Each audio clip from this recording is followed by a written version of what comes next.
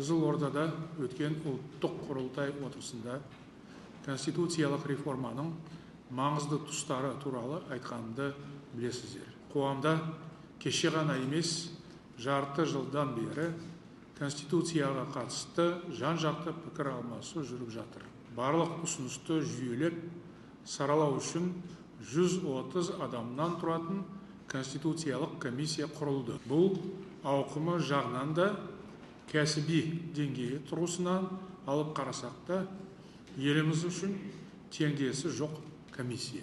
Осы жолы комиссия құрамында шетел мамандары жоқ.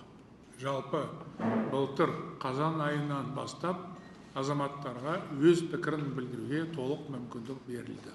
Сол уақыттан бері e-government және e-өтініш мемлекеттік цифрлық платформалары арқылы бірнеше мың ұсыныс келіп түсті.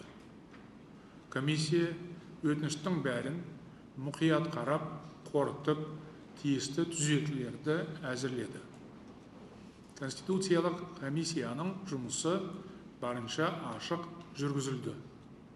Мұны айтып өте маңызды. Себебі еліміздегі реформалар бұрын соңды ешқашан дәл осылай жан-жақты талқыланып, тікелей эфир арқылы жұртшылықтың назарына ұсынылмаған.